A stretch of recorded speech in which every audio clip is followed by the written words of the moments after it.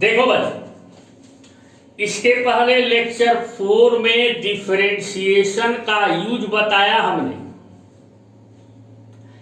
एक दो एग्जाम्पल देख लो, conceptual example. Application of mathematics in physics lecture 5। If S is equal to ut plus half at square, then find ds by dt। ये formula 9th में सुने हो ना। यस क्या है? डिस्प्लेसमेंट है। यू क्या है? इनिशियल वेलोसिटी है। इसका सॉल्यूशन देखो। तो इनिशियल वेलोसिटी दो ठे होती है, एक ही होती है। तो यू भी कांस्टेंट है। कांस्टेंट एक्सेलरेशन से मूव कर रही है हमारे, तो ए भी कांस्टेंट है। तो यस की वैल्यू किस पे डिपेंड कर रही है? टी पे। टी चेंज होगा तो यस चेंज होगा। तो S is the function of T. अब फार्मूला लगाओ, फार्मूला वही काम करेगा। D Y is equal to X to the power N, तो D Y by D X, ये डी एक्स पर N by D X, N X पर N minus one. बस इतने हैं, यहां पे अप्लाई करो। D S by D T, क्योंकि S is the function of T, यहां Y is the function of x, लेकिन यहां पे क्या है? Yes is the function of T. T के चेंज होने पे यस चेंज हो रहा है। तो D S by D T, you यहां कांस्टेंट है, नहीं सॉरी कांस्टेंट नहीं, कोफिशिएंट है। ये D U T by D T करोगे, डी बाई डी टी बाएं लगाओ तो डी बाई डी टी दाएं लगाओ। तो यू कोफिशिएंट है, तो इसको इधर कर। उसी तरह से हाँ, हाफ ए भी कोफिशिएंट है, ये चेंज नहीं होता है, लेकिन मल्टीप्लीकेशन है इसका टी स्क्वायर में। हाफ ए को साइड करो, D T square by D T, तो D S by D T, U coefficient है, D T by D T क्या होगा बच्चों? D X by D X is equal to 1 होता है। तो D T by D T क्या हो गया? 1 हाफ ए। यहां देखो एक्स पर एन बाई डी एक्स है, डी एक्स पर एन बाई डी एक्स है। यहां पे क्या है? डी टी पर 2 बाई डी टी है, तो एक्स के जगह पे टी है, आई एन के जगह पे 2 है। तो यही फॉर्मूला अप्लाई करो, यहां इससे इधर आ जाएगा, इंटू 2 टी पे ये पावर में से 1 सब्ट्रैक्ट हो जाएगा। It implies that ds by D T, A you into 1 you, ये 2 से 2 कैंसिल हो जाएगा। ए या टी पे 2 में से 1 सब्ट्रैक्ट करोगे तो 3 बचेगा, A T U plus A T. ds by D T क्या है? The rate of change in displacement with respect to time. The rate of change in displacement s with respect to time, it is also called velocity। तो यहाँ पे आप चाहो तो इसको velocity, final velocity भी लिख सकते हो, ds बाई डी टी को। तो v equal to U plus A T आ गया।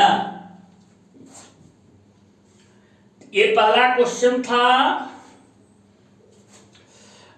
अब एक और क्वेश्चन देखो, ये उधर, ये तो दूसरा क्वेश्चन है, इसको भी देख लो, लेक्चर 5 में ही।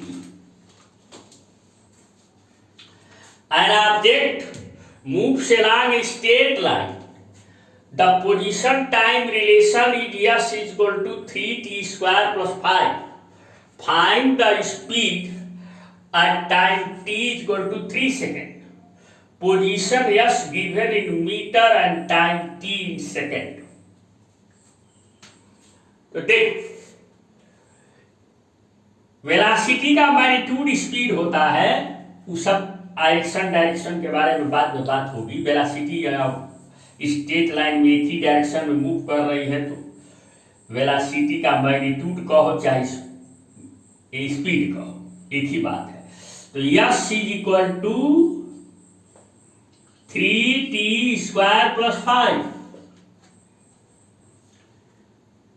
तो rate of change in position with respect to time velocity होगा ना, ये पोजीशन है तो ds/dt। यहां पे देखो, यहां भी d/dt निकालना है, लेकिन 3 यहां पे कोफिशिएंट है तो साइड करो, वेरिएबल ये ना है dt²/dt। यहां पे तो यही बच ही रहा है d5/dt। तो क्या मिलेगा बच्चों, ds/dt इज इक्वल टू 3, आप भी तो निकाले हो t² का, dt²/dt है फॉर्मूला लगा करके, तो ये इधर आ जाएगा और t पे एक पावर कम हो जाएगा। आई 5 क्या है, कांस्टेंट है, यहाँ वेरिएबल है ही नहीं है। तो rate of change in constant with respect to time, time बदलेगा तो 5 6 हो जाएगा, ऐसा होता है, 5 5 ना रहेगा। तो टाइम के चेंज होने से 5 पे कोई इफेक्ट नहीं पड़ता, तो इसका rate of change in 5 with respect to time equal to 0। It implies that ds/dt is equal to 3 2 जा 60।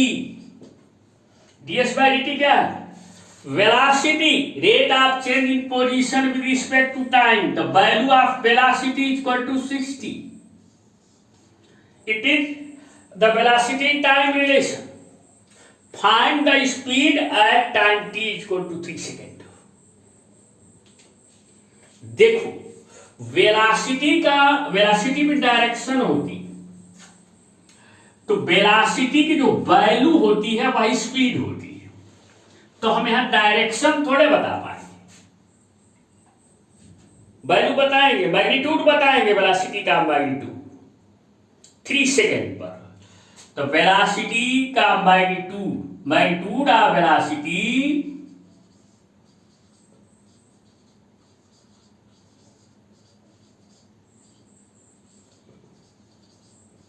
That is speed at time t equal to 3 second is, यहां पे इसमें t की वैल्यू 3 सेकेंड रख दो तो 6 × 3, 6 3 जा 18 मीटर पर सेकेंड। आपको आंसर मिल गया। बच्चों,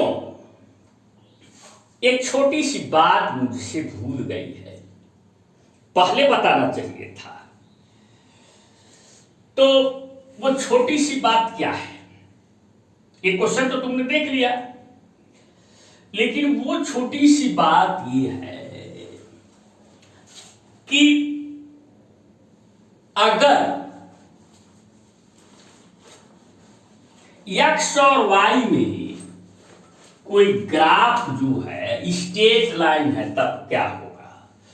जैसे स्ट्रेट लाइन है, ऐसे x एक्सिस पे फिजिकल क्वांटिटी x है, y एक्सिस पे फिजिकल क्वांटिटी y है। तो ऐसे ग्राफ होता था टेढ़ा मेढ़ा, तो किसी पॉइंट पे टेंजेंट ड्रा करते थे तो instantaneous rate of change in y with respect to x मिलता था। तो यहां तो कहीं से भी टेंजेंट ड्रा करोगे, कहीं से भी, तो पूरा लाइन को ही टच करते हुए जाएगा, ऐसे थोड़े जाएगा। यहां से अलग अलग टेंजेंट हो रहा था, लेकिन यहाँ पे पूरा जो ग्राफवा है इस ग्राफवे को टच करते हुए हर जगह से टेंजेंट जाएगा। इसका मतलब है कि हर जगह टेंजेंट का स्लोप इस लाइन का ही स्लोप है, यानी instantaneous rate of change at every point is same. So we can say the rate of change in y with respect to x is uniform. Uniform rate of change in y with respect to x. Every instant एक ही instantaneous rate of change है। तो आप अगर instantaneous rate of change करेंगे, निकालें,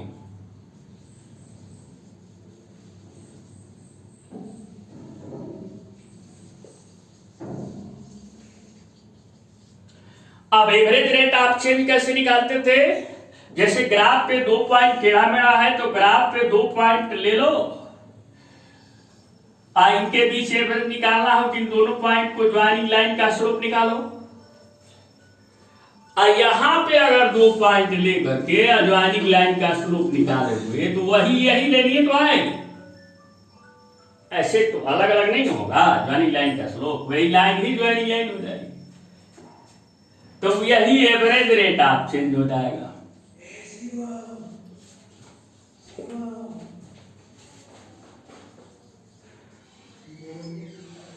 ये दोनों क्या है? सेम है, इसीलिए इसको हम यूनिफॉर्म रेट ऑफ चेंज करें।